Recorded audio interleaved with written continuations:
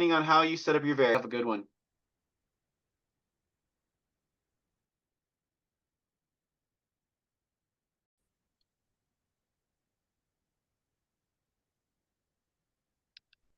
All right. Let's give it 10 more seconds. Can I get just a quick poll from chat? How do people feel about this test the second time around?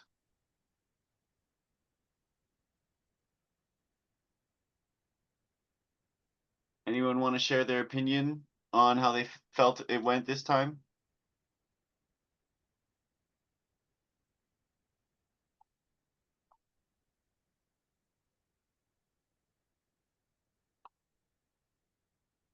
Okay, I'm feeling a couple different answers out there. I feel like this time I have less like really annoying computations to do. Maybe. I'm honestly not sure. I'm honestly not sure what is good enough for honor roll or not. But if you think you got 106.5, I know that would be very good. All right. So we've had enough people show up that I think it's a good time as any to get started. So the instructions on a 350-gram bag of coffee beans say that the proper brewing of a large mug of pour-over coffee requires 20 grams of coffee beans. What is the greatest number of properly brewed coffee mugs of coffee, brewed large mugs of coffee, that can be made from the coffee beans in the bag? So this one is pretty simple to compute. Why is my pen not working? This is not a good time for that to happen. Pardon me, let me plug in my pen.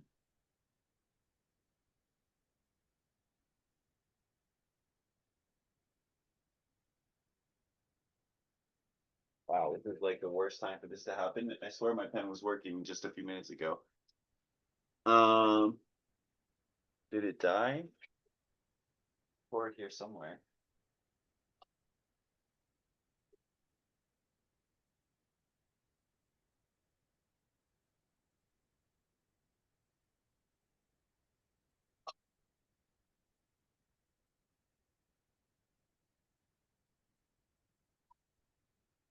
Okay, so anyway, we're looking for the floor of 350 divided by 20, which is 17.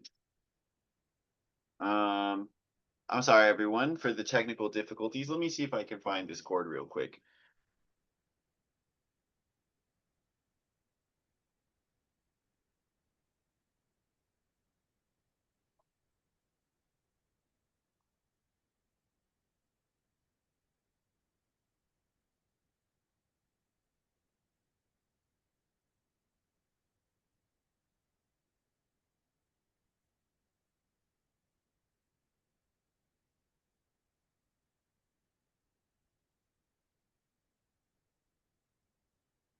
This is not good. Why can't I find this chord?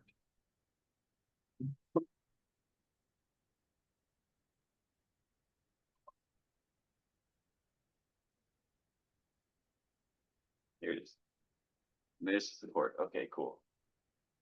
Apologies for the delay. Okay, so here we're looking for the floor of 350 over 20. All right, so Jerry wrote down the ones digit of each of the first 2025 positive squares. And my notes, they were right here.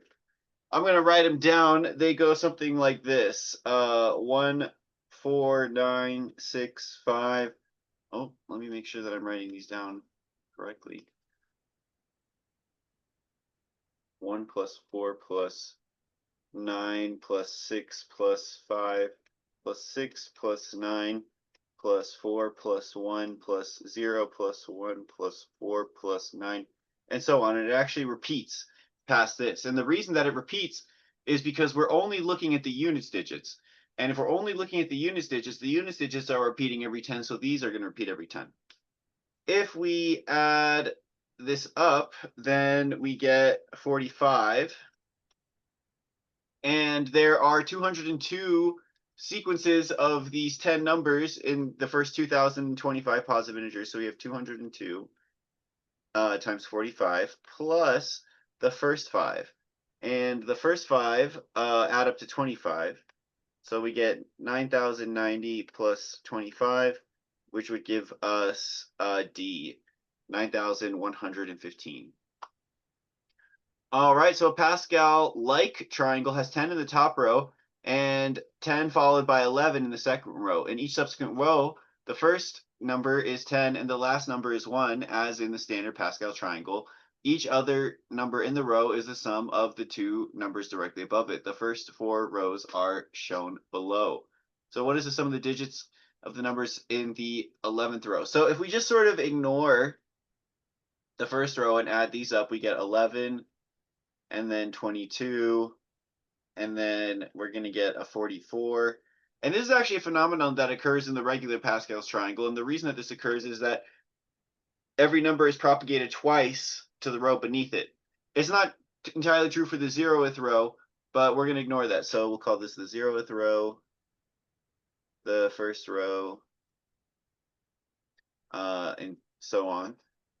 So the sum of the numbers in each row is 11 times 2 to the n minus just to the n minus 1. Okay, and so we are trying to go to the, oh wait, actually they do it slightly differently. They say this is the first row and then this is the second row.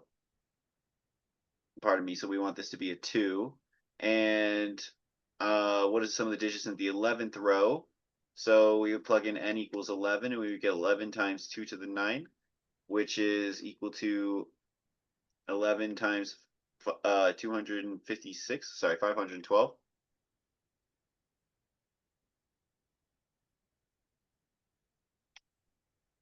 Which is 5,632. So we want the sum of the digits of the sum of the numbers. So 5 plus 6 plus 3 plus 2 is equal to 16. So that's D. All right, so the value of a 2-digit number AB in base 7 equals the value of a 2-digit number BA in base 9. What is A plus B? Well, this expression in base 7, that is the same thing as saying 7A plus B. And this expression is saying 9B plus A. And they're the problem asserts that they're equal. If we rearrange this equation, we get 6A is equal to 8B, or 3A is equal to 4B. Now, since A and B are digits in base 7, we have that A and B are both less than 7, which means that A has to be 4 and B has to be 3, and so their sum is 7. Oh, pardon me, I don't need to translate. All right. So this one in triangle ABC, it doesn't really matter how accurately we draw this, so I'm not going to try to draw it that accurately. I should have probably drawn the circle first, honestly. Let's do it that way. So it honestly doesn't matter how accurately I try to draw this. So let O be the center of the circle containing points A, B, and C.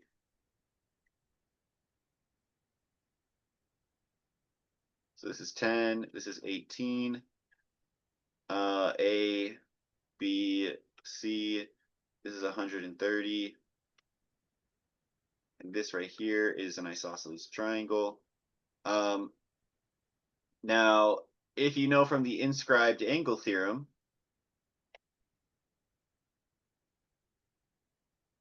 whenever we have angles inscribed in the circumference of a circle, they're related to the central angle in the following way.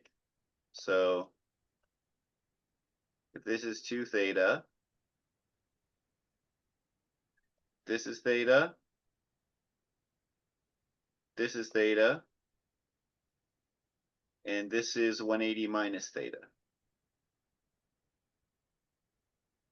All right, so since that's 180 minus theta, and this is 2 theta, then theta is equal to 50, and this angle right here is equal to 100. Since this is an isosceles triangle, this angle is equal to this angle, call it x. 2x plus 100 is equal to 180, tells us that x is equal to 40. So the answer is C. All right, the inscribed angle theorem is one of my favorite theorems. And it's one of the most powerful and important on this test. Pardon me, I will cough at times, so yeah, be prepared for that. The line y equals 1/3 x plus 1 divides the square region defined by 0 is less than x is less than 2, and 0 is less than y is less than 2, into an upper area and a lower region, or sorry, an upper region and a lower region. The line x equals a divides the lower region into two regions of equal area. So let's put this in a coordinate system. 0, 0, 2, 0, 2, 2, 0, 2. And then we draw this that goes from 0, 1 to 1, 5/3. And then we have x equals a here. And divides the lower region into two regions of equal area. If a is equal to the square root of s minus t, what is s plus t? All right, where s and t are positive integers.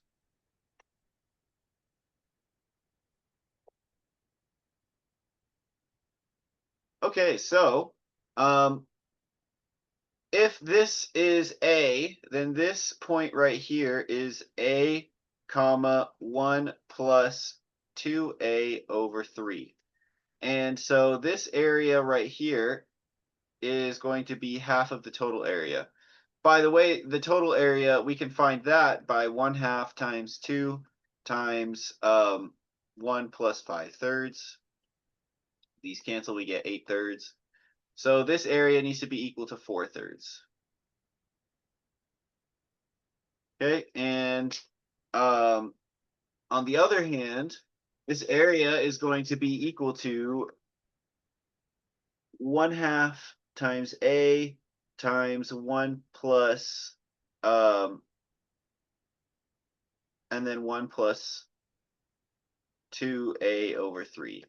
So let me rewrite this equation over here. So 4/3 is equal to 1/2 a times 1 plus 1 plus 2a over 3. Okay, so 4/3 is equal to a times 1 plus a over 3, just canceling this with this and this. And then multiply everything by 3, we get 4 is equal to a times 3 plus a, or a squared plus 3a. Did I make a mistake somewhere?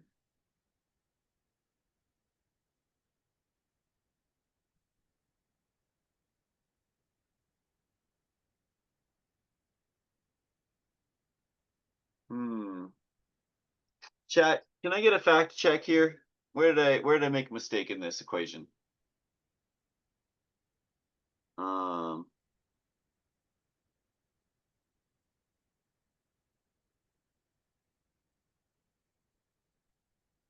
A over 3. So let's rewrite this. Oh, that's not a 2, and that shouldn't be a 2. There's a mistake, and so that shouldn't be a 2. That should just be an A. Okay, so great, we can fix this. So we have a plus a over here, so this is over 6. Multiply everything by 6, and we get 8 is equal to a times 6 plus a, or a squared plus 6a minus 8 is equal to 0. Okay, so this is a quadratic. I'm not going to go through the quadratic formula. We get that a is equal to -3 plus or minus the square root of 17. We want the positive version, square root of 17 minus 3. 17 plus 3 is 20. Before I move on, are there any questions about the first 6 problems?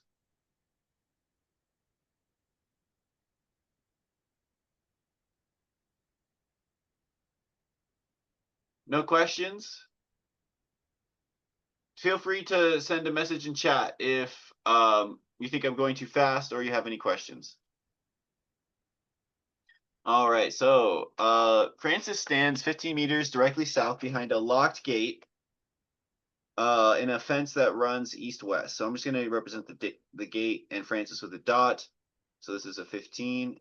And immediately behind the fence is a box of chocolates located X meters behind to the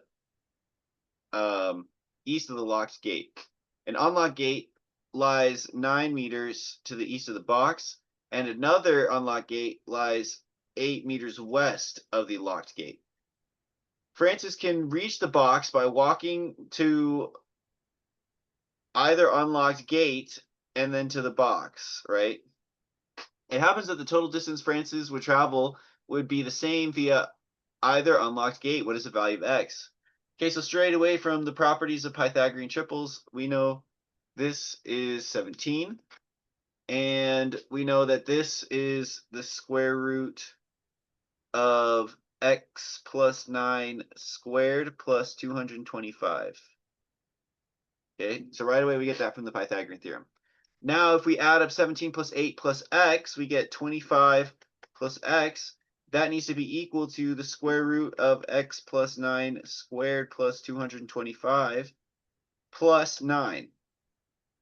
So 16 plus x is equal to this thing again. I'll write it.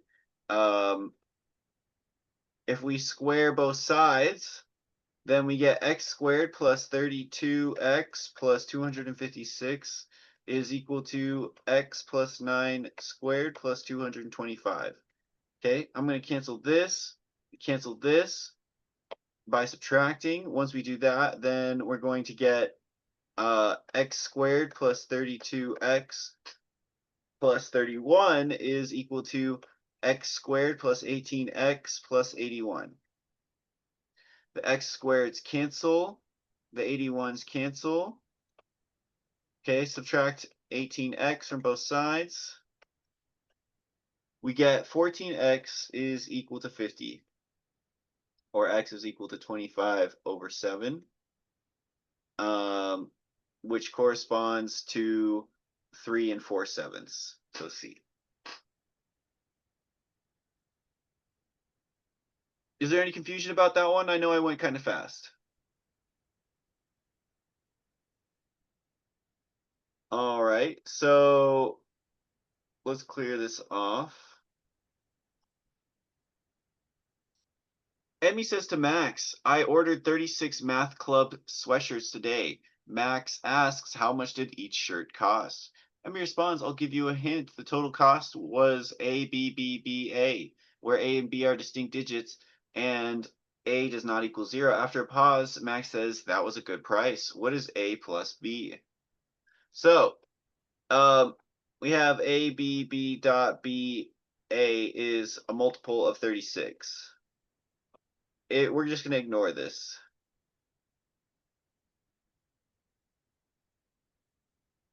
$36, which is 4 times 9. Okay, so for this to be a multiple of 9, then we need 2a plus 3b is a multiple of 9. But they also tell us a does not equal 0. And since this number is a multiple of 36, a multiple of 4, it's even. So a is even. And in order for this to be a multiple of 9, then we need a to be a multiple of 3.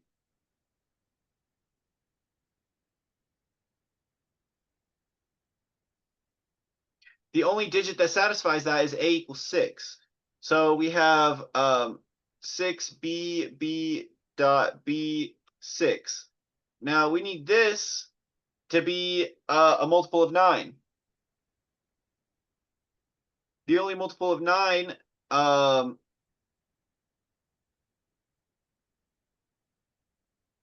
sorry, we need this right here to be multiple of 9. So we have 2 times 6 plus 3b is congruent to 0 mod 9. Fortunately for us, we're allowed to divide everything by 3 since all 4 of these numbers are divisible by 3. So 2 times 2 plus b is congruent to 0 mod 3. e is congruent to 2 mod 3.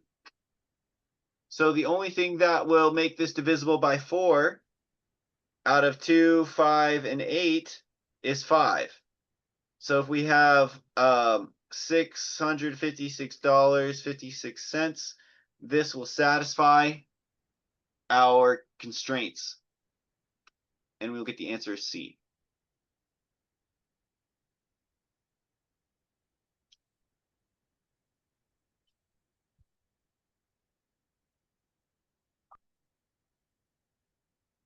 All right. I know I'm going kind of fast. If I go too fast and we have time at the end, feel free to ask me to go back to any of the problems. For this one, there's just a lot of work. So I'm going to be writing down a bunch of inequalities. I'll try to keep it comprehensible. So how many ordered triples of integers x, y, z satisfy the following system of inequalities? Minus x minus y minus z is less than -2. Negative x plus y plus z is less than 2. X minus y plus z is less than 2. And x plus y minus z is less than 2. So I'm going to rewrite these just slightly and give them names. So inequality 1 is x plus y plus z is greater than or equal to 2. Inequality 2 is minus x plus y plus z is less than or equal to 2. Inequality 3 is x minus y plus z is less than or equal to 2. And inequality 4 is x plus y minus z is less than or equal to 2. All right, if we do inequality 1 minus inequality 2, that tells us that 2x is greater than or equal to 0, or x is greater than or equal to 0. Similarly, inequality 1 minus inequality 3 tells us that y is greater than or equal to 0. And inequality 1 minus inequality 4 tells us that z is greater than or equal to 0. Okay, so we know that they have to be positive. So they're asking for ordered triples. Let's pick one order, and then we can just permute them later. So we can say without loss of generality, but we're just picking one order. We're going to say that 0 is less than or equal to x, is less than or equal to y, is less than or equal to z. Okay. Now look, if we take inequality number 2 and rewrite it, we get that y plus z is less than or equal to 2 plus x. But according to this situation right here, we can say that this is less than or equal to 2 plus y. So y plus z, I'm going to call this 2 star. This inequality says that y plus z is less than 2 plus y. So we can cancel out the y's, and we get that z is less than or equal to 2. I'm going to call this 4 plus. Okay. Similarly, we can get 3 plus and 2 plus, which say that y is less than or equal to 2, and x is less than or equal to 2. So all of these numbers are going to now satisfy this really restrictive inequality. 0 is less than or equal to x, is less than or equal to y, is less than or equal to z, is less than or equal to 2. Now we can just do casework. Now that we've written it like this, and then we can just permute it later. So case 1 is x equals 0. Then we could have two solutions. We could have 0, 0, 2, or 0, 1, 1. And because the sum has to be less than or equal to 2. So in this case, we have x plus y plus z is greater than or equal to 2, but x is equal to 0, so that cancels out. And then here in inequality 2, we have negative 0 plus y plus z is less than or equal to 2. So that means that x plus or y plus z is exactly equal to 2. Sorry, so that's how we have these two cases. In case 2, x is equal to 1. If x is equal to 1, that means minus 1 or minus x, which is minus 1, plus y plus z is less than or equal to 2. So y plus z is less than or equal to 3. And we already know that it's greater than or equal to 2.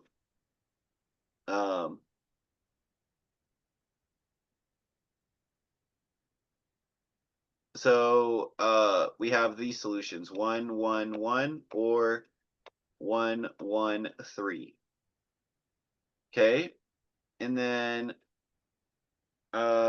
in case 3, we could have x is equal to 2, but then y and z also have to be equal to 2, so we get 2, 2, 2. Okay, so this has 3 permutations, this has 3 permutations, that has 1 permutation, that has 3 permutations, and that has 1 permutation. So 3 plus 3 plus 3 plus 1 plus 1 is equal to 11. So there are 11 total integer solutions to this system of inequalities. I know I went really fast through that one. I will totally be accepting any questions or comments about it. No one has any questions or comments?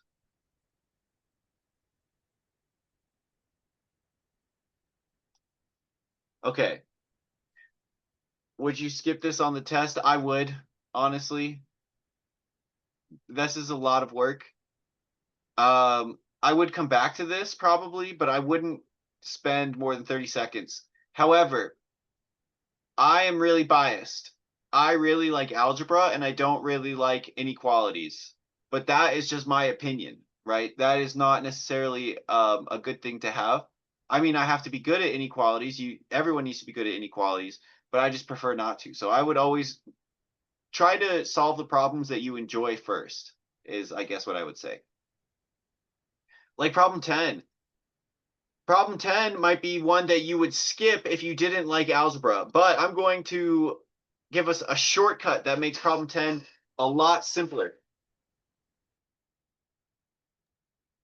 So f of n is equal to n cubed minus 5n squared plus 2n plus 8, and let g of n equal n cubed minus 6n squared plus 5n plus 12. What is the sum of all the integer values of n for which f of n over g of n is also an integer?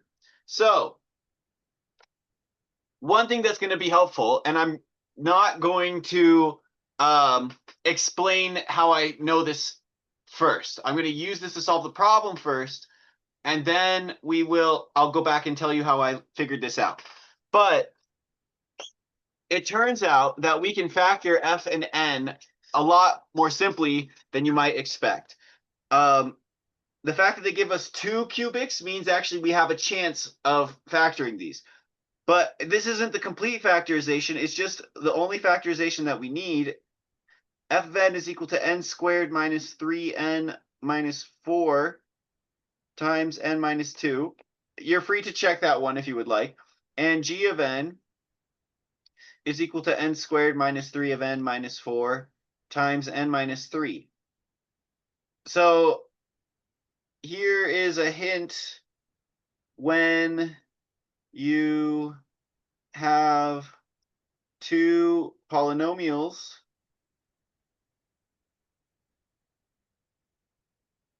you can factor them by considering what is the GCD of f and g. Now you might be saying, Mr. Corbin, how would I compute the greatest common divisor of 2 polynomials if I don't know their prime factorization already? So that is what I will show you after we solve this problem, is how to compute the greatest common divisor of polynomials without knowing their factorizations. So otherwise, this problem is really annoying trying to factor these. That means that f of n over g of n simplifies to n minus 2 over n minus 3. And so that means that n minus 3 equals plus or minus 1 for this to work out, because otherwise their GCD is 1. And so that means that n equals 2 or 4. However, if we plug 4 into here, we can see that f of 4 equals 0 equals g of 4. So this one does not actually contribute a real value for this, because 0 over 0, not an integer. We don't count that one. 2 is the only solution, so the answer is A. Now, before I reveal the technique, Has anyone ever heard of a technique for computing the GCD of polynomials without factoring them first? Or is this new to everyone?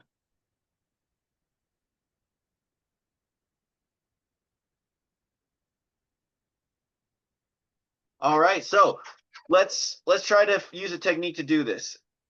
I want to remind you of how to do it for numbers. Let's say I have A is equal to 31 and B is equal to 97. Now, since these are both prime, someone call me out if they're not both prime. Since these are both prime, then we can just say that the GCD of 31 and 97 equals 1 by inspection, right? That shouldn't be that hard. However, let's say we didn't know that they were prime. One thing that we could say is that the GCD of A and B, where A is less than B, is equal to the GCD of A and B minus A. Because adding or subtracting numbers doesn't change the set of common divisors of those numbers. And so subtracting to make the number smaller preserves the GCD. So the GCD of 31 and 97 is equal to the GCD of 31 and 97 minus 31, which is equal to the GCD of 31 and 66. We can subtract a 31 again, though, so this is equal to the GCD of 31 and 35. We can subtract 31 one more time, so we have the GCD of 31 and 4. Now, I'm not going to subtract 4 7 times. I'm just going to subtract 4 times 7, so the GCD of 31 and 4 is equal to the GCD of 4 and 31 minus 7 times 4. So that's the GCD of 4 and 3, which is equal to the GCD of 1 and 3. And then we would say this is the GCD of 1 and 0, which is 1. We stop when we get a 0, and it's the other number. The same exact technique will also work on polynomials. The same exact technique. So let's write this down. Again, we have f of n is equal to n cubed minus 5n squared plus 2n plus 8. And g of n is equal to n cubed minus 6n squared plus 5n plus 12. F of n minus g of n, that is equal to n squared minus 3n minus 4. All right, so the GCD of f and g is actually equal to the GCD of f and n squared minus 3n minus 4. This is also equal to the GCD of f minus n times n squared minus 3n minus 4 and n squared minus 3n minus 4. The reason that I'm doing this is because we can cancel out the n cubed, so we're going to get a quadratic. So this is the GCD. Now, n cubed minus 5n squared plus 2n plus 8 minus n cubed plus 3n plus 4n is going to give us plus 3n squared. That's going to give us minus 2n squared plus 6n plus 8 comma n squared minus 3n minus 4. Okay, now I can add twice this to here. So this is equal to the GCD. Now, the reason I'm adding twice this is because it'll cancel out the n squared. And actually, it turns out it'll also cancel out the 6n. And so we're going to get minus 8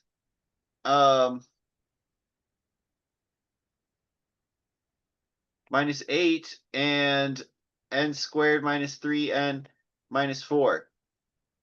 However, we can stop. As soon as we get a number, then we can stop, right? This is the GCD.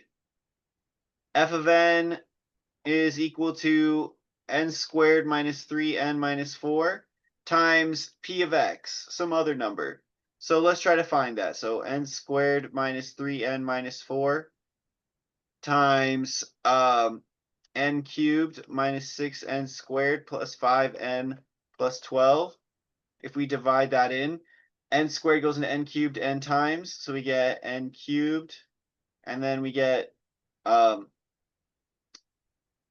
minus 3n squared, and then we get minus 4n. If we subtract this, then we get minus 3n squared.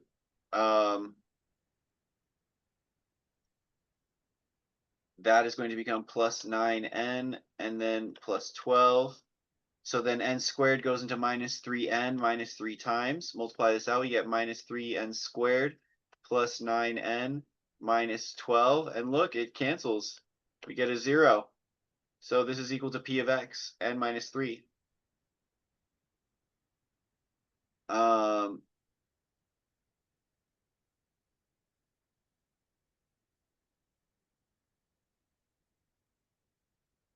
Did I write down the wrong one? I did. I wrote down g of n. Sorry. Okay, so this is how we do it for g of n. But I just want to point out, if you know the Euclidean algorithm to compute the GCD of two numbers, you can always use that to try to factor two polynomials. If you're given two polynomials at once, and you have reason to suspect that they have a greatest common divisor that is larger than a number that is actually some sort of polynomial, then we can use this technique to factor them. Other methods of trying to factor these polynomials will just be way too much work, or just guessing and checking. I don't want to advocate that for you guys, so that's why I showed you this method. Is there any questions about this method before I move on?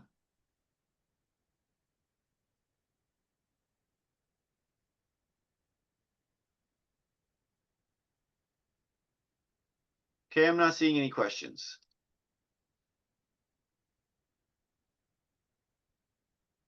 So on Monday, 6 students went to the tutoring center at the same time, and each one was randomly assigned to one of the 6 tutors on duty.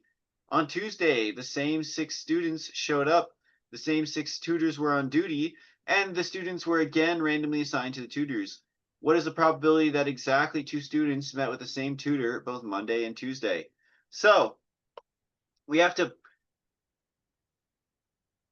pick 2 tutors to pair with students, pair correctly.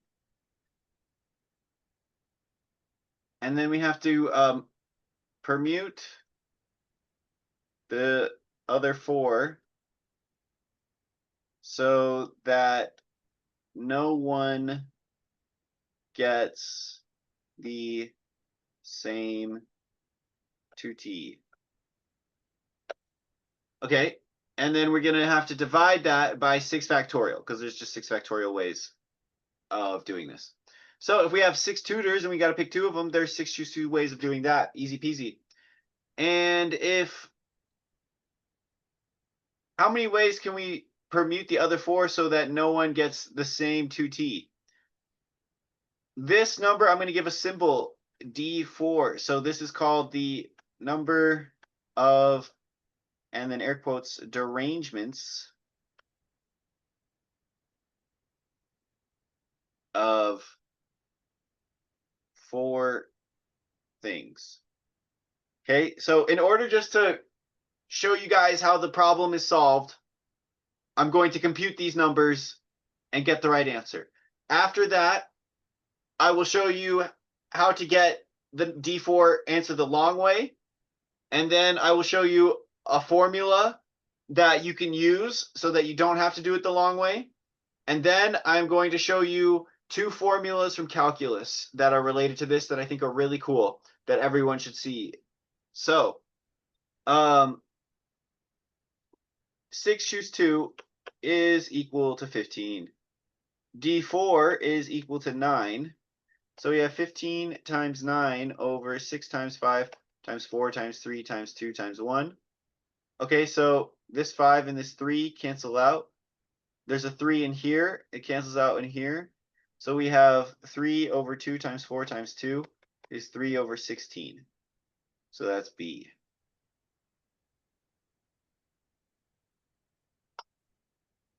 All right. So how could we compute D4, the number of derangements? Let's just confirm that it's 9 by writing down all permutations of 4 things. So there's 24 of them.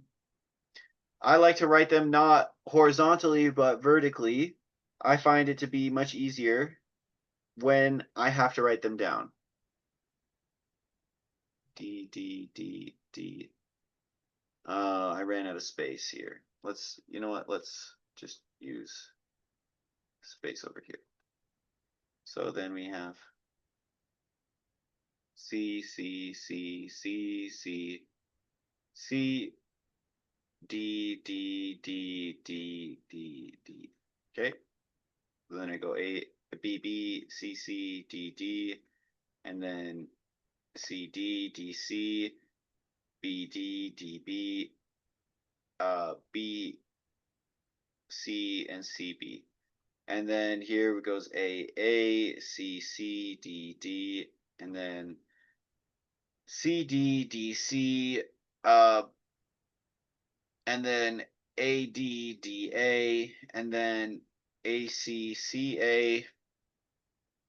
Over here, we're going to have A, B, D, then B, D, B, A, D, A, B, A, then A, B, C, B, C, CB, AC, CA, AB, and BA. Okay, so now let's see if let's cross out all the ones where they have a letter staying still. So all 6 of these don't count. This one won't count. This one won't count. This one is good. I think this one is good. This one won't count. Then this one won't count. This one won't count. This one is good. This one won't count. This one is good. This one is good. This one is good. This one won't count. This one won't count. This one won't count. This one is good, and this one is also good. So that is 1, 2, 3, 4, 5, 6, 7, 8, 9. Now, you might notice that this method kind of sucks. So instead, we can use the principle of inclusion-exclusion. Sorry, so the principle of inclusion-exclusion says that D4, well, okay, so let's say that if Sn this is a very classic name. So this is a name for the number of permutations, or I guess we'll just say n factorial. All right, so we have n factorial is equal to the total. And let's say Pi is equal to the number of permutations with at least I fixed points. Then what the principle of inclusion-exclusion says is that the total is equal to none plus sum. Okay, so the total n factorial, 4 factorial, is equal to the number of permutations with at least 0 minus the number of permutations with at least 1 plus the number of permutations with at least 2 minus the number of permutations with at least 3 plus the number of permutations with at least 4 fixed points. So 24 is equal to P0 minus the number of permutations with at least 1 fixed point. That's going to be 4 choose 1 times 3 factorial, plus the number of permutations with at least 2 fixed point. That's 4 choose 2 times 2 factorial, plus minus the number of permutations with at least 3 fixed points. That's going to be 4 choose 3 times 1 factorial, and then plus 4 choose 4 times 0 factorial. So 24 is equal to sorry, none. So let's say this is actually n, not p0. What is going on? No, I want this. And then we're gonna have minus oh no, sorry, there needs to be a plus n here. So we have p0 and then a plus n. N is what we're looking for. p0 plus n. And p0, there's at least 24 permutations with at least 0 fixed points. Because that's just 4 factorial again. Okay, so we have 24 minus 12 plus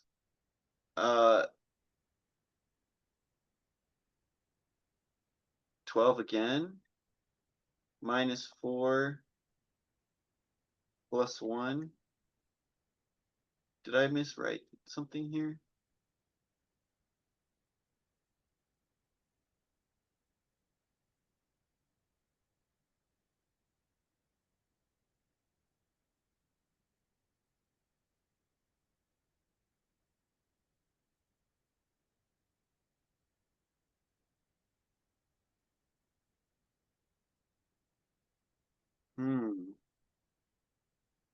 What am I getting wrong here?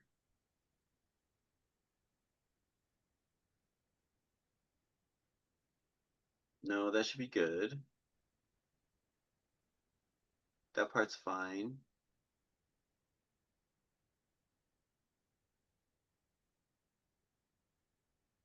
I have an extra 12.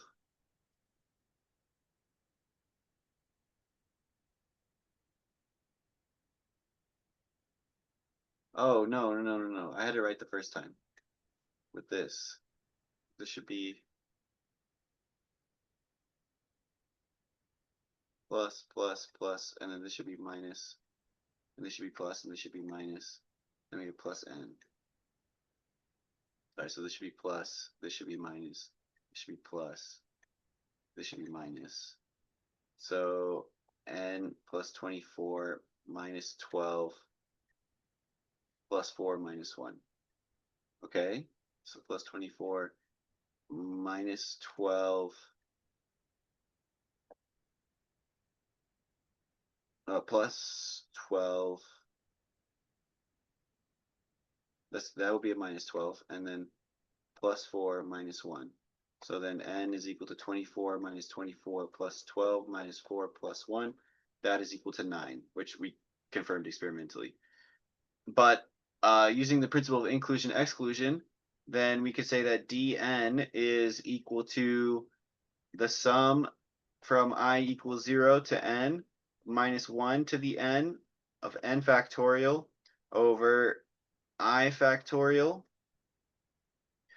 Okay, and then another way that this symbol is written, sometimes it is written as almost like n factorial, but the n is on the other side. Now, let's see, what time is it? Okay, we still got tons of time. Great. So I just want to point out one fact from calculus in order to encourage you guys to go pursue higher mathematics in college, because these are really cool formulas. It turns out that n factorial is actually equal to the integral from 0 to infinity of t to the n minus 1 e to the minus t dt. And then similarly, the number of derangements of n is the integral from 0 to infinity of t minus 1 to the n e to the minus t dt. So there's some sort of really pleasant symmetry relating very important mathematical concepts, infinity and counting operations. I just noticed this a week ago, actually studying for my master's exam, but it's very important stuff. So I'm not going to say too much more about that. Let's keep going. The figure below shows an equilateral triangle, a rhombus with a 60-degree angle, and a regular hexagon, each of them containing some mutually tangent congruent discs. Let T, R, and H respectively denote the ratio in each case of the total area of the discs to the area of the enclosed polygon. So one thing I want to say about this problem is that it's very cheesable. So triangle, rhombus, hexagon. watch this. If I draw this line and I draw these 3 lines, what we can see actually is that R is equal to H. And there's only one solution with that. We actually don't even need to look at this. Well, there's 2 actually. How do we know it's not this one? Because if we drew a circle in here, it would cover more of an area or cover less of an area. We can just see that roughly here. But we can see that they're not equal for sure because we have these big corner caps. So it has to be C. All right, so the altitude to the hypotenuse of a 30, 60, 90 triangle is divided into 2 segments of lengths x less than y by the median to the shortest side of the triangle. What is the ratio of x over x plus y? So you might be familiar with mass points. I am not going to do mass points. I am going to do something very related to mass points, though, which is called barycentric coordinates.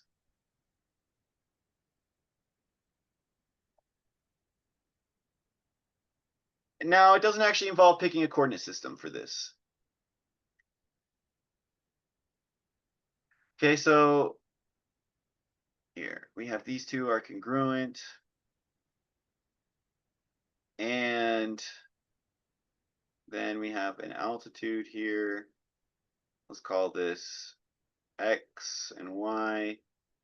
And it's a 30, 60, 90 triangle. So if this is 1, and this is 1, and this is 2 root 3, and this total thing is 4.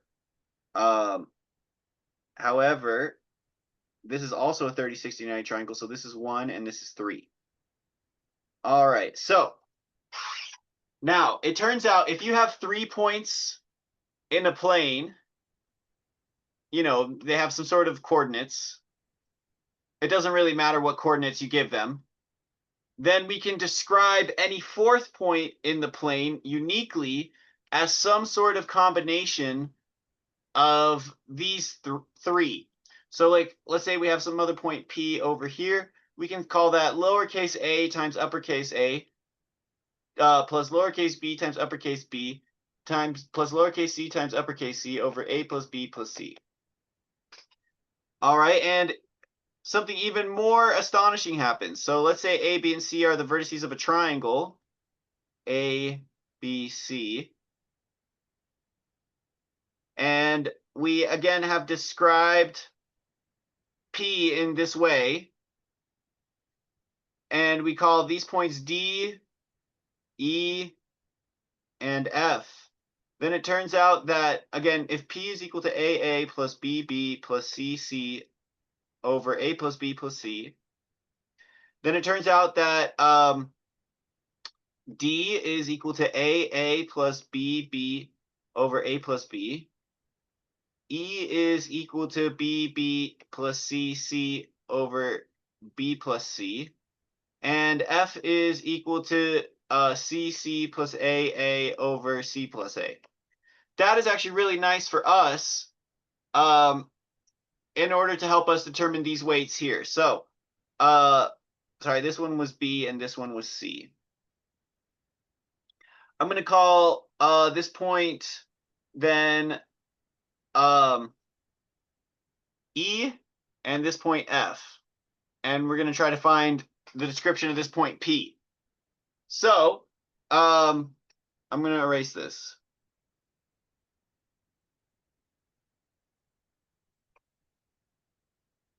Now, we know that F is equal to AA plus BB. Oh, I wrote these wrong. Here, first, let me plug this in because my pen is dying again. So, these should have the same things as their coordinates on the same side. So, this one should be F, this one should be D, and this one should be E. So F is equal to AA plus BB over A plus B. But it's equidistant from both of these. So a over a plus b should be 1/2, and b over a plus b should be 1/2. Now they also tell us, or we also know that E is equal to AA plus CC over A plus C. However, we know that A over A plus C has got to be 3 times closer to A. So A over A plus C is 3, and C over A plus C is 1. Now from this equation, we get A equals B. And from this equation, we get that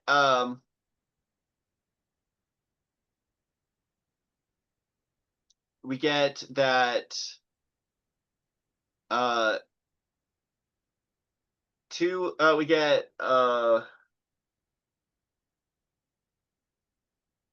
oh wait, sorry, it's not 1 and 3, it's 3/4 and 1/4. Okay, because they need to add up to 1. So then we get 4A is equal to 3A plus 3C. So A is equal to 3C. One more condition that we have for here is we can just say that A plus B plus C equals 1, just to make our lives easier. If it equaled anything else, then it would just cancel on the top and the bottom anyway. So we can assume that A plus B plus C equals 1. So we have 3C plus 3C plus C equals 1, or C is 1/7. Okay, so since C is 1/7, then A equals B equals 3/7. So let me erase some of this. We know that A equals B equals 3/7 and C equals 1/7. So our point P is equal to 3A plus 3B plus C over 7. And we're looking for E minus P over E minus B. Okay, so let's write that out. E, we said that was 3A plus B over 4 minus 3A plus 3B plus C over 7. And then we have 3A plus B over 4. Oh, that should be plus a C. Sorry, plus C. Plus C over 4 plus C over 4 minus B. And we just need to simplify this. If we multiply everything by 4, then we have 3 on the top and the bottom. We have 3A plus C minus 4/7 3A plus 3B plus C. And then 3A plus C minus 4B. Now if we multiply the top and bottom by 7, then we get 21A plus 7C minus 4 times 3A plus 3B plus C. And then on the bottom, if we multiplied by 7, we have 21A plus 7C minus 28B. So what we end up with is on top, we're going to have 9A minus 12B plus 3C over, and then on the bottom we're going to have 21A plus or minus 28C plus 7C. This actually, you're free to check, simplifies to 3 over 7, which is A.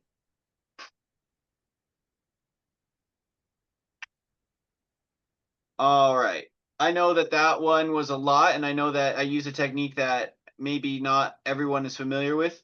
Let me give you guys a 5-minute break. come back at 8:05, and we'll keep doing math.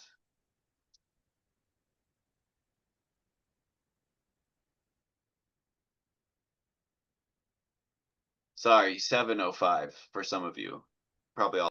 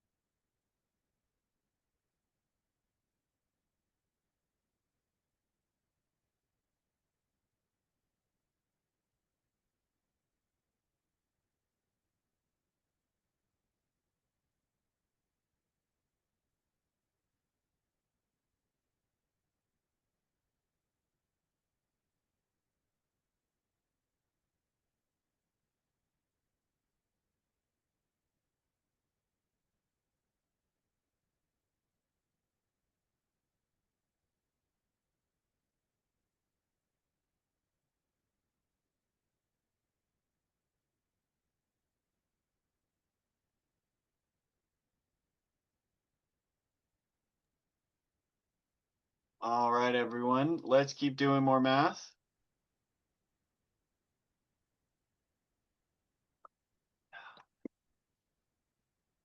So, we said that this one was 3/7. 9 athletes, no two of them of whom are the same height, try out for the basketball team.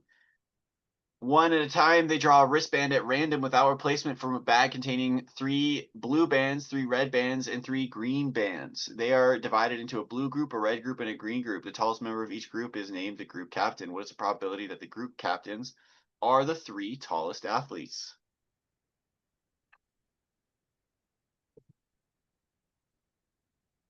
Where did my pen go? Where's my pen? Is missing. Oh, it's over here. Okay. So for this one, we have 3 teams, right? And we're going to distribute the 3 tallest people to each team. And there are 6 factorial ways of doing that. Once we've done that, we need to assign them positions. There's 3 by 3 by 3 ways to assign them a position.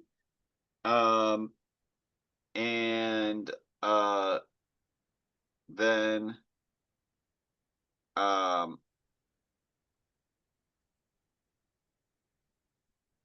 once we've done that, then there's 6 factorial ways to arrange the other people. So our numerator is going to be 6 factorial times 3 cubed.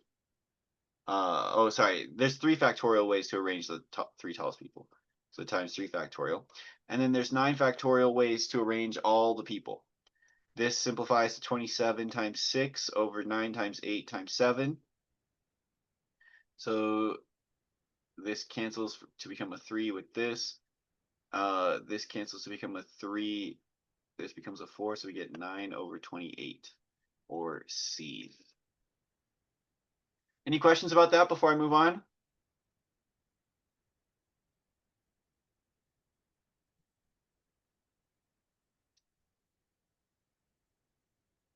All right. So the sum of 1 over k cubed plus 6k squared plus 8k from 1 equals k to infinity can be expressed as a over b, where a and b are relatively prime positive integers. What is a plus b?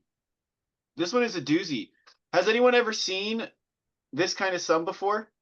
This kind of symbol? Is there anyone who has not seen this symbol before?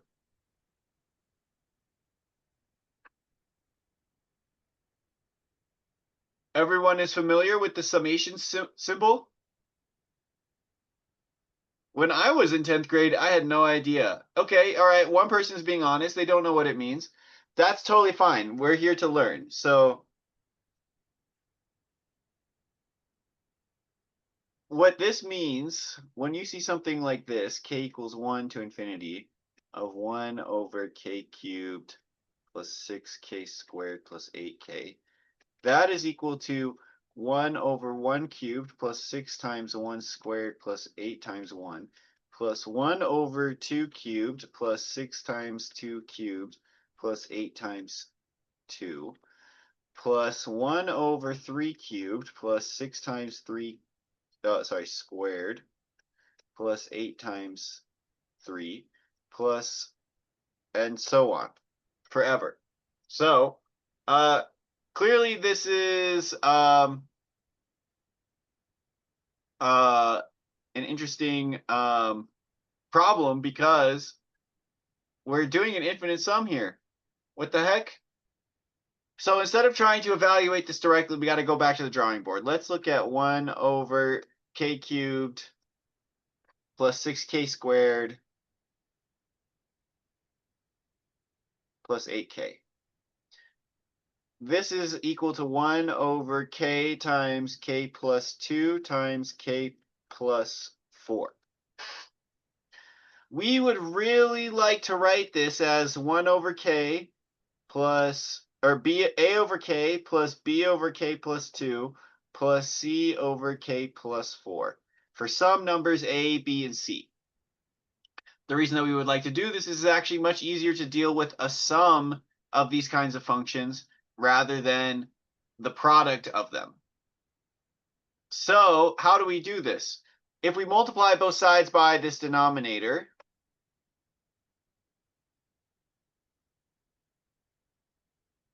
then we get k times k plus 2 times k plus 4 is equal to a times k plus 2 times k plus 4 plus b times k plus 4 plus c times k plus 2. Now, this might seem really intimidating, but we have some options. For instance, if k equals 0, then we know on this side we get 0. So then 0 is equal to a times oh,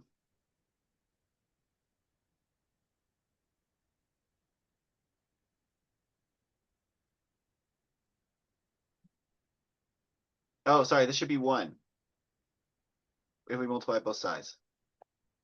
If k equals 0, then we get 1 is equal to a times 1 plus 2 times 1 plus 4. So then we get a is equal to 1/15th. No, I plugged in 0. Oh, I'm sorry, guys. I'm just so slow today. So this is an 8. Now, if k equals -2, then we get 1 is equal to b times -2 times 2. So that means that b is equal to -1/4. And if we plug in k equals -4, then we get 1 is equal to c times -4 times -2, which tells us that c equals 1/8 as well. All right, so after doing all of that algebra, then we have this statement. 1 over k cubed plus 6k squared plus 8k is equal to 1/8 of 1 over k minus 2 over k plus 2 plus 1 over k plus 4. And so our infinite sum from k equals 1 to infinity of 1 over k cubed plus 6k squared plus 8k is actually equal to this infinite sum from k equals 1 to infinity of 1/8 1 over k minus 2 over k plus 2 plus 1 over k plus 4. Now you might be saying, Mr. Corbin, I'm so lost. I've never seen anything like this. How do you know how to do all of these steps? The way that I know how to do all of these steps is that there's pretty much only one kind of thing that you can do when you see a problem like this. If you are confused because you've never seen anything like this before, that's totally fine. Congratulations on seeing this for the first time. I think it's really cool, but I understand it's a lot of work. We still have a little bit more algebra ahead of us. However, thank you for your attention, your focus so far. I promise we're getting somewhere with this. We're actually going to get a fraction out of this. So we're going to rewrite this. First, I'm going to pull the 1/8 out of the sum. That is allowed by the distributive law. So we have the sum from k equals 1 to infinity. However, I'm going to separate this inside into two parts. So we have 1 over k minus 1 over k plus 2, and then minus 1 over k plus 2 minus 1 over k plus 4. There is a reason that I did that, because this is equal to 1/8 times the sum from k equals 1 to infinity of 1 over k minus 1 over k plus 2 minus the sum from k equals 1 to infinity of 1 over k plus 2 minus 1 over k plus 4. You might be saying, Mr. Corbin, this is looking more and more complicated. I'm not sure why this is supposed to be helpful, but just stay with me for just a little bit longer. We get this is 1 over 8 times the same sum from k equals 1 to infinity of 1 over k minus 1 over k plus 2. However, look at this one. This is almost the same sum. It's just that these denominators are going up by 2. We can make those denominators go down by 2 if we make the index, this k equals 1, go up by 2. So we have minus k going from 3 to infinity of 1 over k minus 1 over k plus 2. However, if we have we have two infinite sums of the same type of sum, except they just have different indices, then the infinite parts are going to cancel out. What's left is just the k equals 1 to 2 cases. So 1 over k minus 1 over k plus 2. Now we have a finite sum. This is equal to 1/8 times 1 over 1 minus 1 over 3 plus 1 over 2 minus 1 over 4. I'm going to leave it up to you guys to check that that is equal to 11 over 96. And 11 plus 96 is equal to 107. So the answer is D. Wow, that was a lot of work. And somehow we managed to get a whole number out of this. If you programmed a computer to try to approximate this infinite sum by doing a finite amount of sums, you would find that your number was always just slightly less than this one. It gets closer and closer the more terms you add, but it never quite reaches it. I don't even know what kind of questions you would ask if this was your first time seeing it, but I don't want to go too fast. Does anyone have any questions before I move on?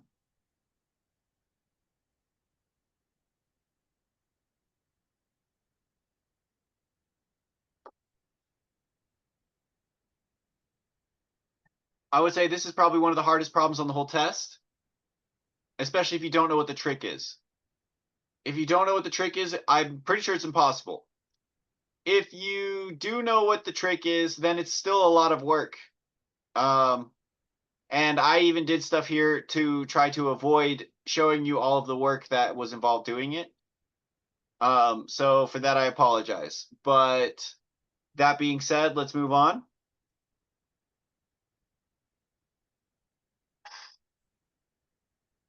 All right, so a circle has been divided into 6 sectors of 6 different sizes. Then 2 sectors are painted red, 2 are painted green, and 2 are painted blue, so that no 2 sectors are painted the same color. One such coloring is shown below. How many colorings are possible? So instead of this diagram, I'm just going to deal with a simpler diagram. 1, 2, 3, 4, 5, 6. And for this diagram, I'm going to just start by saying that 1 is labeled with a red, and that 2 is labeled with a blue. You might be saying, Mr. Corbin, we just made 2 arbitrary choices there. Yes, we did. We had 3 choices for this and 2 choices for this. Okay, so at the end, we're going to multiply everything by 6 to talk about all the possibilities. Pardon me, I need to cough. All right, so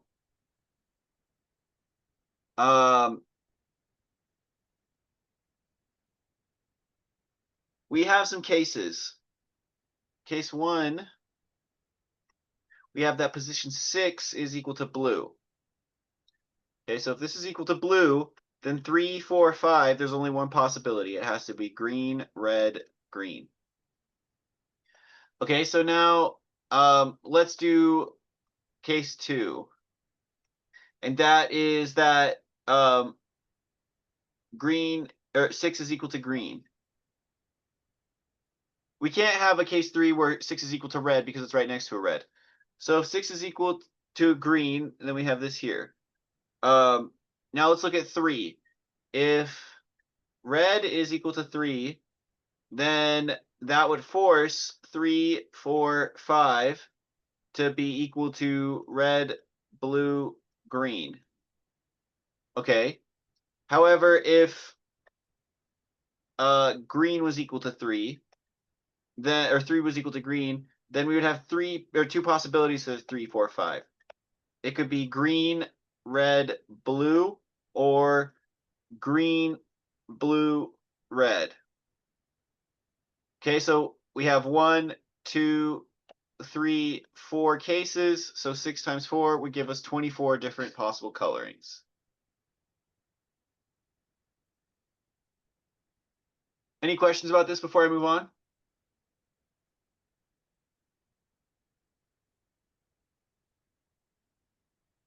All right, so consider a decreasing sequence of n positive integers. X1 is less than or is greater than x2 is greater than x3, all the way down to is greater than xn, that satisfies the following two conditions.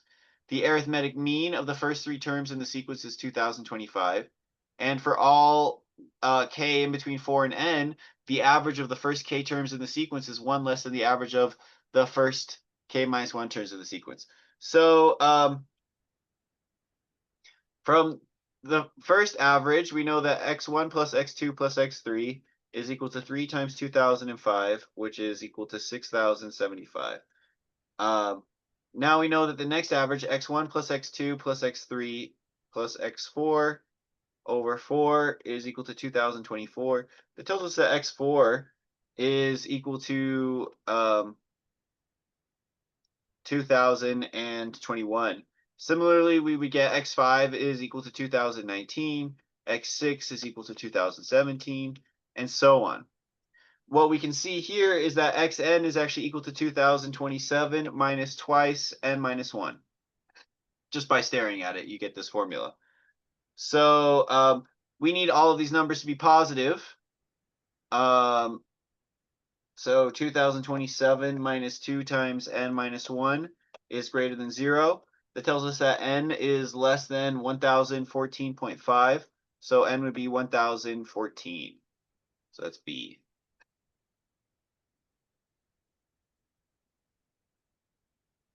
Any questions about this one before I move on?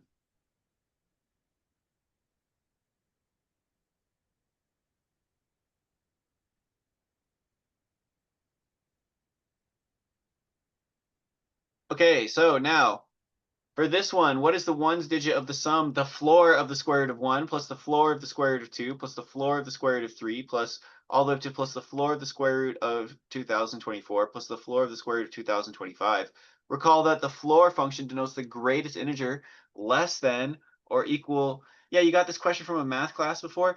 I thought I saw this one before too when I heard it. I think this, I'm pretty sure I've seen this by Michael Penn on YouTube.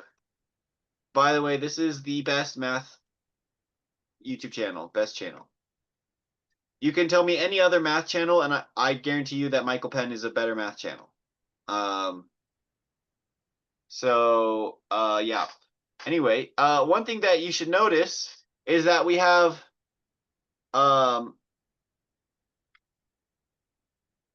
of these are going to go to 1. We have 3 1s. So we have 3 times 1. And then the next one, we're going to have 5 2s. So plus 5 times 2. And then the next one is going to be 7 3s.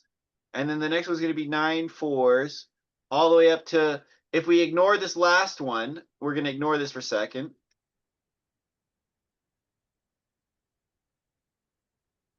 If we stop here, it's going to go all the way up to 44 times 89.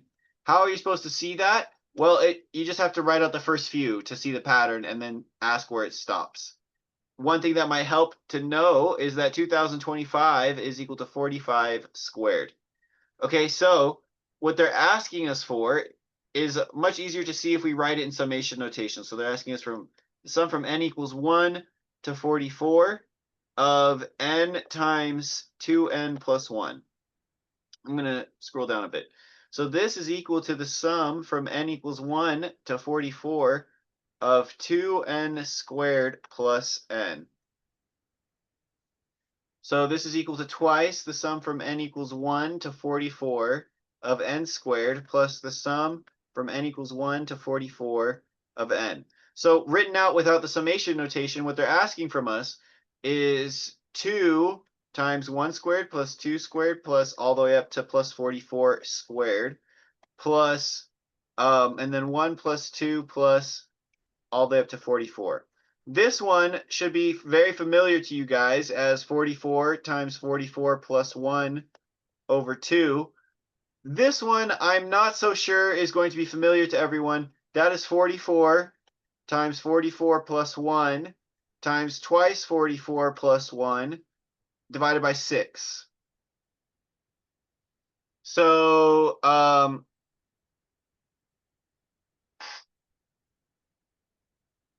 However, I'm not going to try to compute these numbers.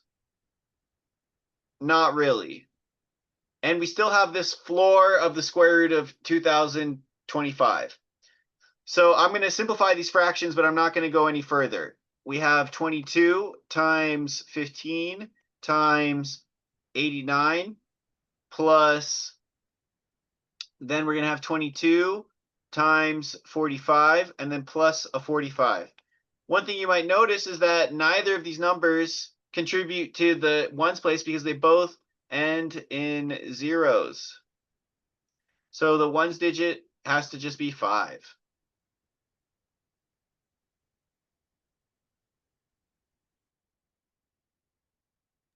Okay, so I want to write down some formulas that will just be helpful for these kinds of problems. So the sum from n equals, or let's say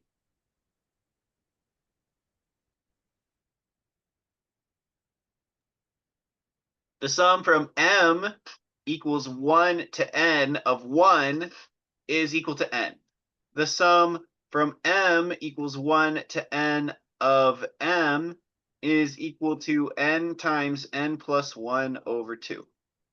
That one should be familiar to you guys. Now, these next two may not be familiar to you, but they're very beautiful. So the sum where m equals 1 to n of m squared, that is a formula that I just used. So that's n times n plus 1 times 2n plus 1 over 6. This is a very beautiful formula. I encourage you to try to see if you can come up with a geometric proof of this fact. And then we have m equals 1 to n of m cubed. This one is a little bit surprising. This one is one thing all squared, and it's just n times n plus 1 over 2 squared. Now you might be like, Corbin, isn't that just the square of this?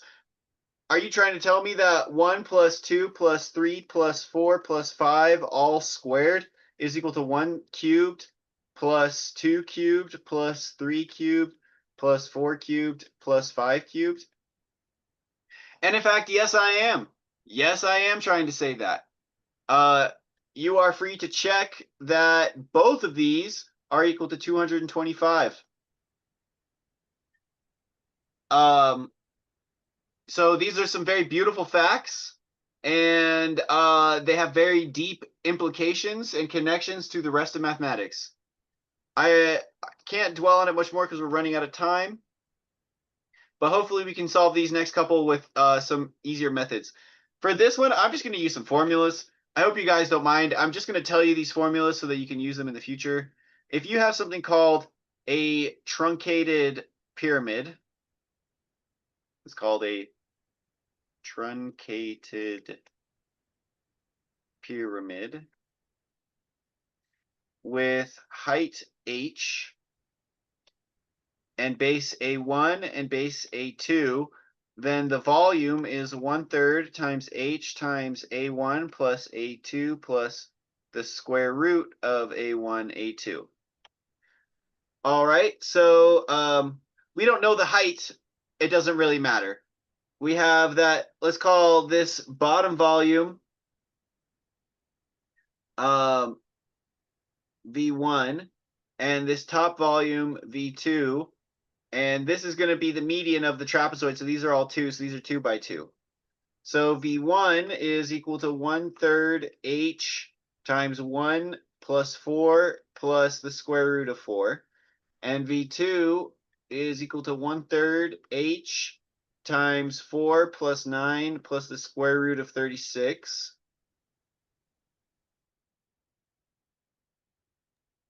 So this is going to be equal to h over 3 times 7. And this is going to be equal to h over 3 times 19.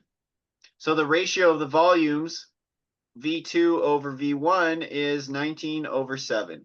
So how many more minutes will it take to fill the volume at the same rate? That's going to be 35 times 19 over 7, which is equal to 95 minutes. So that's D.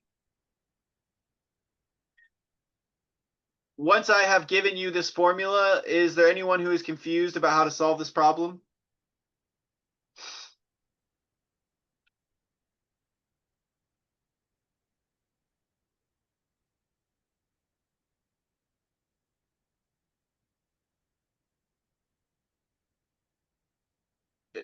I'm not seeing any confusion, so I'm going to move on. 4 congruent semicircles are inscribed in a square of side length 1 so that the diameters are on the sides of the square. One endpoint of each diameter is at the vertex of the square, and the adjacent semicircles are tangent to each other. A small semicircle is centered at the center of the square is tangent to each of the 4 semicircles as shown below. The diameter of the small semicircle can be written as the square root of a plus b times the square root of c plus d, where a, b, c, and d are integers. What is a plus b plus c plus d? So one thing that I'm going to do right away is draw the centers of these semicircles and connect them with lines.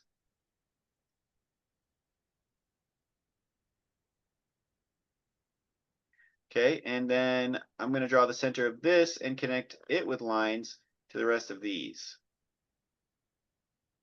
Okay, and I'm going to call this X and this R. So this is R, this is X, this is X, this is X, but this is also X. So this right here is X root 3 because this is a right angle. And this is also X. Okay, so that tells us that 1 plus root 3, X is equal to 1, or X is equal to root 3 minus 1 over 2. Just by moving it over and anyway, yeah, rationalizing the denominator. So then we have that X plus R is equal to, if we draw this line, this is also X, root 2 times X.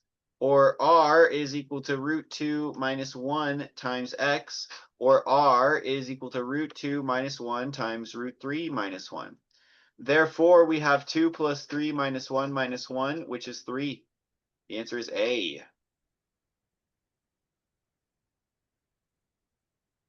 All right. So, final 5. Okay, we got tons of time. Each of the 9 squares in a 3x3 grid is to be colored red, blue, or yellow in a way such that each red square shares an edge with the blue square, each blue square shares an edge with the yellow square, and each yellow square shares an edge with at least one red square. Colorings can be obtained from one another by rotations and or reflections are to be considered the same. How many colorings are possible?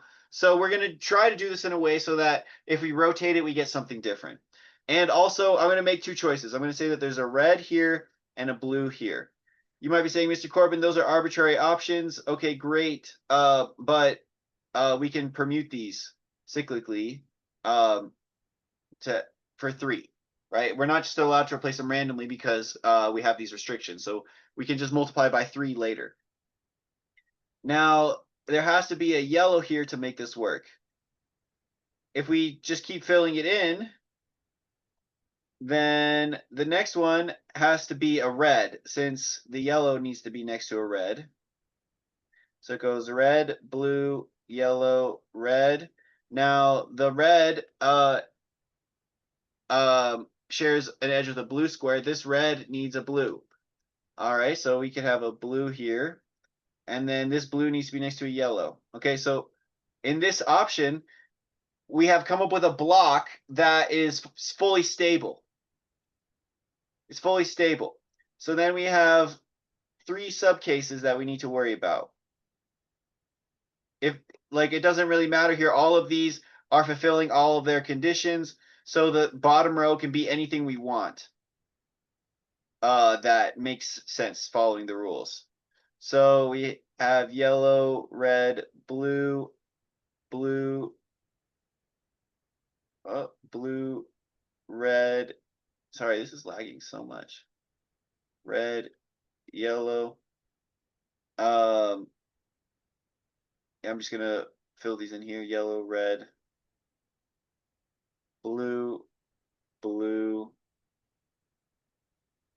red, yellow, and then yellow, red, blue, blue, red, yellow. So we have 3 different cases. We could put a red here. So we could have a red, a blue, or a yellow. If we have a red here, then this has to be a blue. If we have a blue here, this has to be a yellow. And if we have a yellow here, this has to be a red. If we have a blue here, this has to be a yellow. We have no other option, so there's one case for this. If this is a yellow here, however, and there's a blue here, this could be a red or it could be a yellow, and we won't have any problems because this yellow is already next to a red. So this has two options. And then this one, it has to be a yellow. We have no options. No, sorry, it has to be a blue. We have no choice. So that's 1 here. So 3 times 1 plus 2 plus 1 is equal to 12. The answer is C. You can also check that if you rotate these, you're not going to get a configuration that we already have.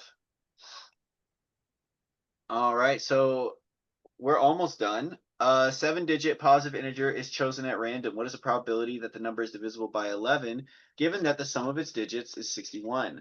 So one thing you might notice is that 63 is the max sum of digits in a 7-digit number, right? Because that's equal to 9 times 7. We can have, if it's divisible by 11, or if its sum is 61, then we can have 6 9s and 1 8, or 5 9s and 2. Oh, sorry, 1 7, not 1 8, 1 7, or 5 9s and 2 8s. Okay, once we've done that, then we need this number to be divisible by 11. The divisibility rule for 11 is for the alternating sum of the digits. Probably the easiest problem, you think so? So now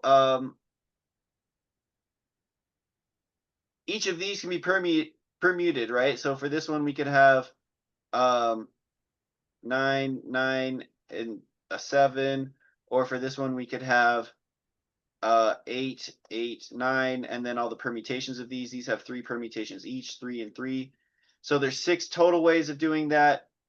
Now out of all the possible ways of permuting these, we would have 7 permutations here and 21 permutations here. So this is 6 over 7 plus 21.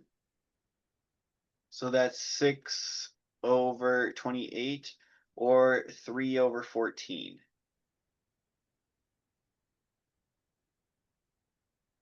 All right. Any questions about that before I move on? Is there anyone who has never seen the divisibility rule for 7?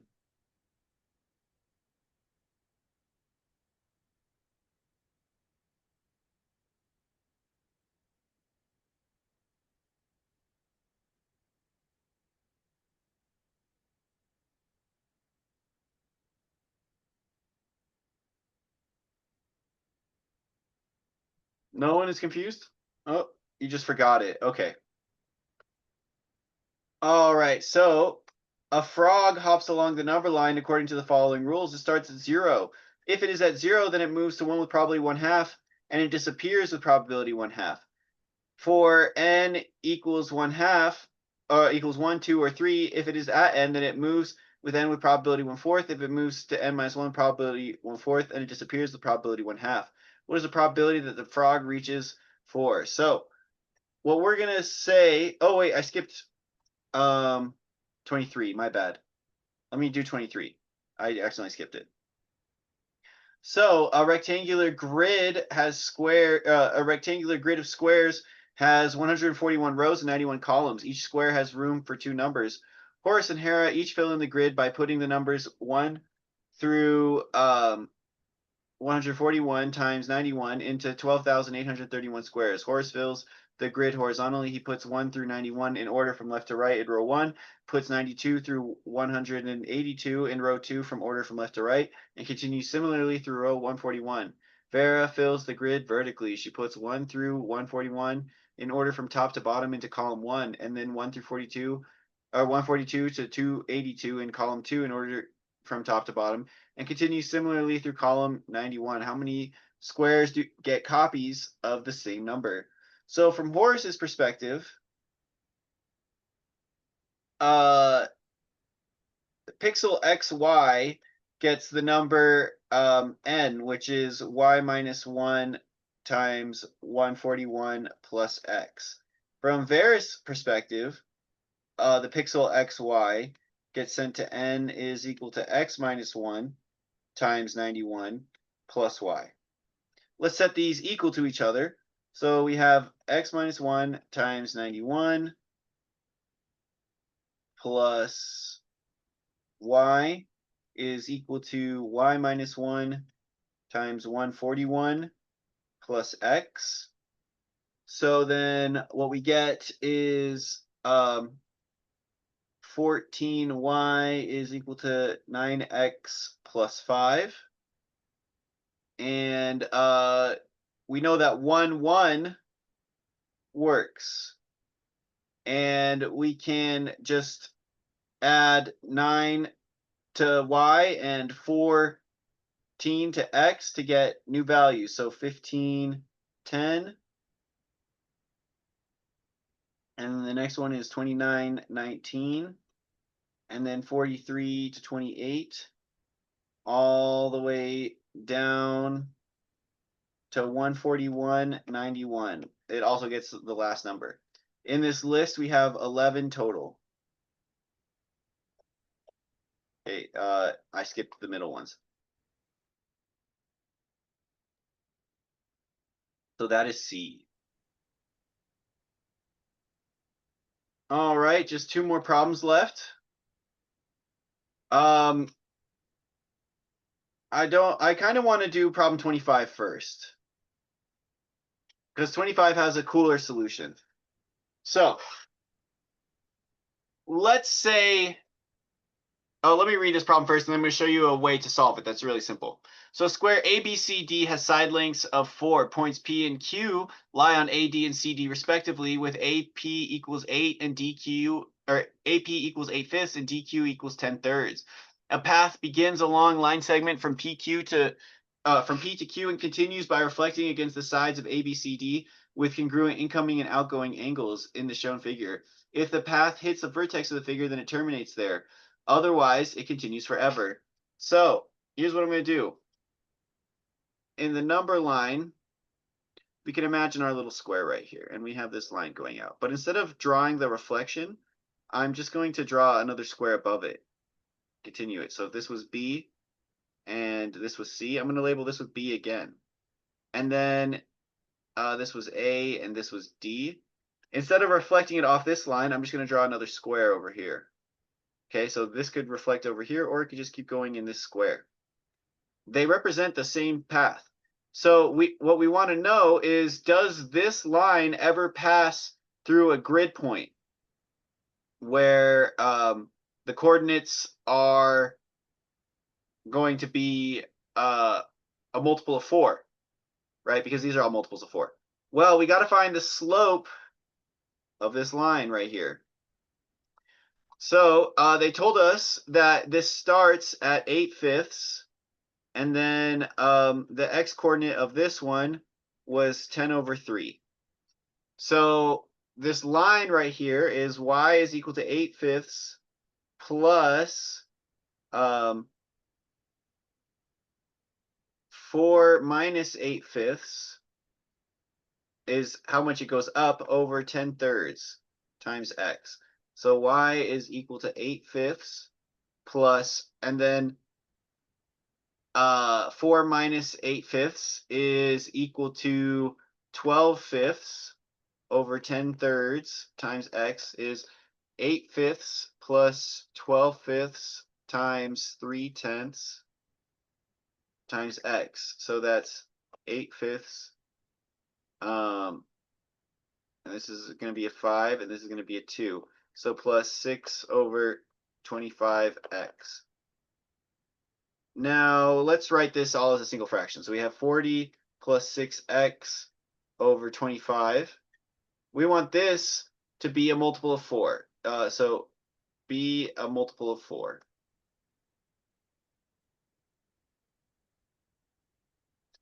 So 4 plus 6x over 25 is equal to 4m, or 40 plus 6x is equal to 100m. So 6x, we could just say is 60, and so x is equal to 10. If x is equal to 10, that's not right. We should be getting a 12.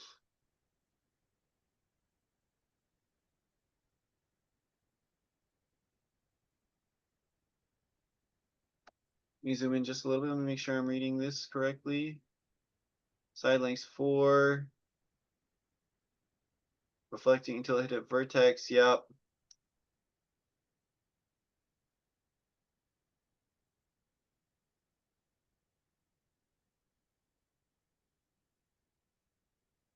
It's equal to 100m.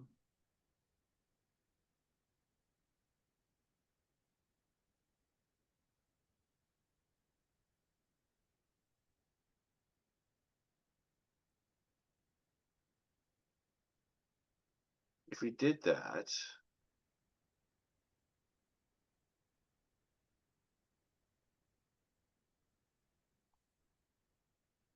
if we put it in 10 here, then we would have 8/5 plus 12/5 is equal to 4. That's certainly not correct.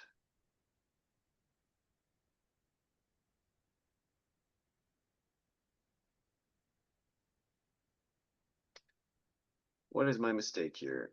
I feel like I solved this problem correctly, and now I can't remember my solution.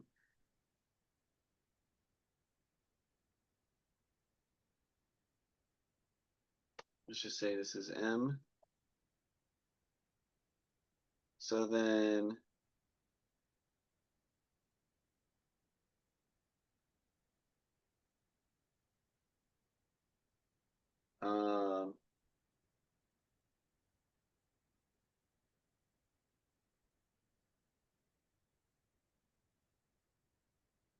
did I simplify this wrong?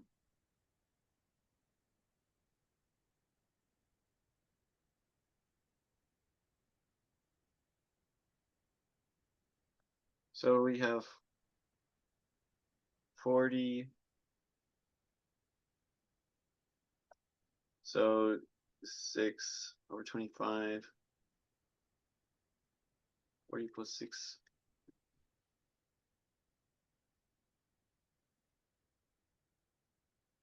So 40 plus 6x.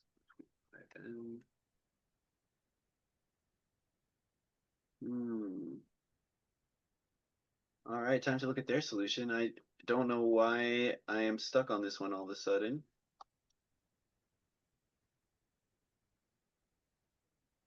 Good thing we have some time.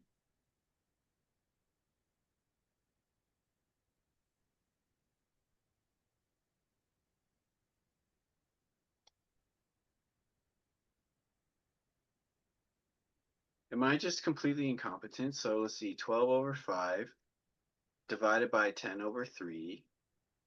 That should be equal to 18 over 25. Okay, so then let's erase this junk.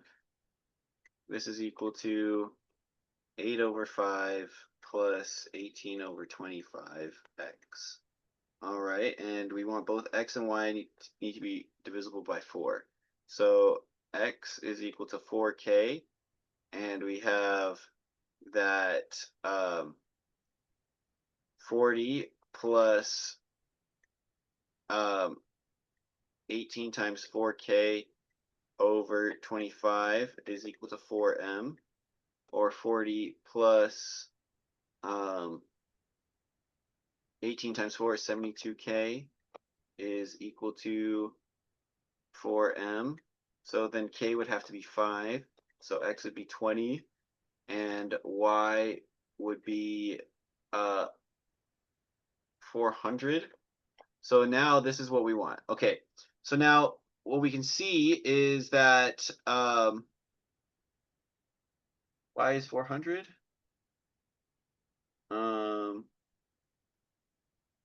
No, we would get y is equal to 16. Okay, now since x is an odd multiple of 4, it's 5 times 4. It corresponds to this line right here. And then since y is an even multiple of 4, it corresponds to this line right here. Both of those intersect at B. So the reflection principle tells us it eventually has to pass through B. All right, this reflection principle is actually really helpful, and I've used it in my master's degree, not just in competition math. Let's try problem 24, and then I'll let you guys go. So problem 24, also the solution I have for this is not that bad. It's just a little bit of work. So let's say that if, let's say that the symbol, oh wait, so a frog hops along the number line according to the following rules. It starts at 0. If it is at 0, then it moves with probability 1, or to 1 with probability 1/2, and it disappears with probability 1/2. For n equals 1, 2, or 3, if it is at n, then it moves with to n plus 1 with probability 1/4, and it moves to n minus 1 with probability 1/4, and it disappears with probability 1/2. What is the probability that the frog reaches 4? So we have, let's say that p sub n is the probability of reaching 4 from n. So that p4 is equal to 1. P3 is equal to 1/4 P4 plus 1/4 P2. P2 is equal to 1/4 P3 plus 1/4 P1. And P1 is equal to 1/4 P2 plus 1/4 P0. And of course, P0 is 1/2 P1. So plugging this in to here, we get that P1 is equal to 1/4 P2 plus 1/8 P1, or 7/8 P1 is equal to P2 times 1/4. So P1 is equal to 2/7. Okay, so then P1 is equal to 2/7. So that means that P2 is equal to P3 plus 1/4 times 2/7. So I'm gonna write it in Zoom. We have P3 is equal to 1/4 times 1 plus 1/4 times P3 plus 1/4 times 2/7. I will let you guys check that if you solve this, you get P3 is a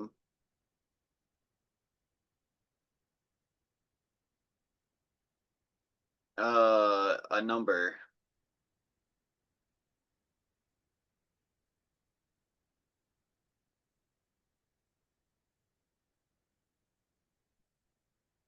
Oh, we should have, oh, I messed this up. I should be saying, okay, I really messed this up. Sorry. So, right here, we should be saying,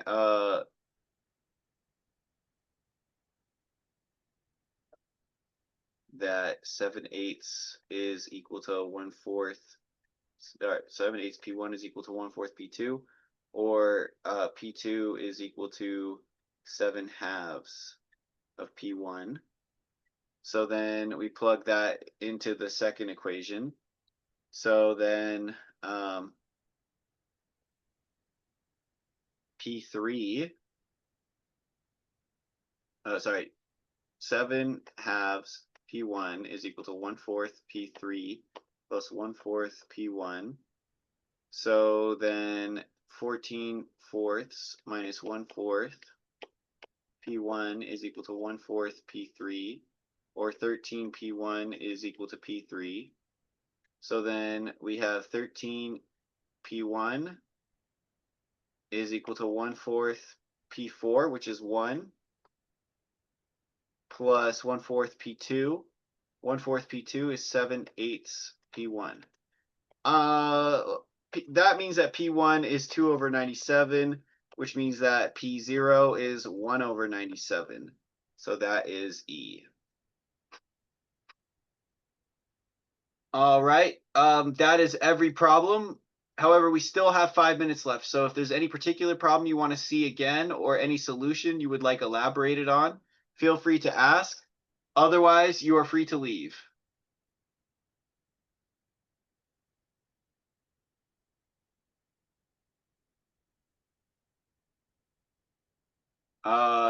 Not really. Study hard. Do your best. There's not really, like, at a certain point, the math questions just get so hard that there's not any advice that someone could give you that could make a difference. The only thing that can make a difference is to study, which is not really good advice, but that's kind of how it gets at this point.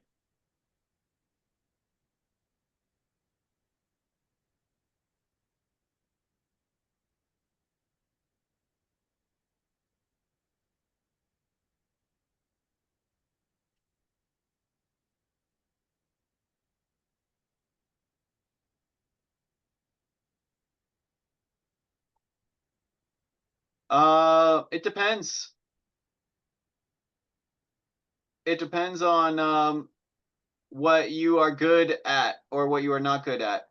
I would say you should always try every problem for like 30 seconds. And it'll only take about 30 seconds to know whether or not you can solve it. If you can't solve it in 30 seconds, or you aren't sure if you can solve it in 30 seconds, then you should skip it. But if 30 seconds have passed and you're pretty sure you can solve it, then you should try your best. Unless you think it's going to take a long time. But I don't know. It just depends on who you are and what your strengths are.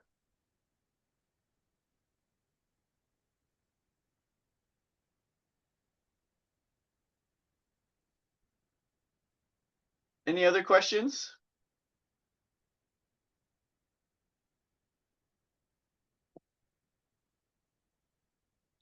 If you have no questions for me, you don't need to stick around. Will you do an AMC8 live solve as well? If they ask me to, they probably will. It'll probably be easier than this one.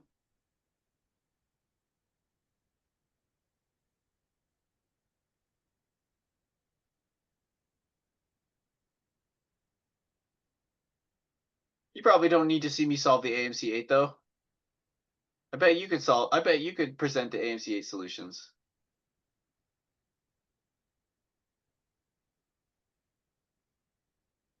Yeah, of course.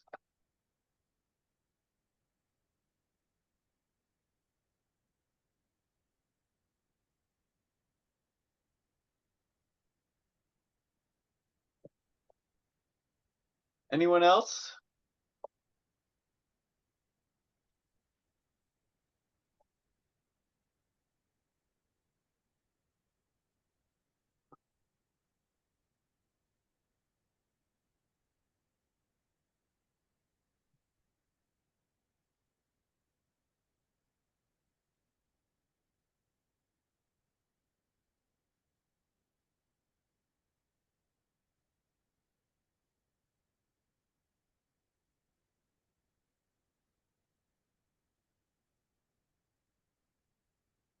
All right. I am going to leave it here. You guys have a good one. Enjoy the rest of your week.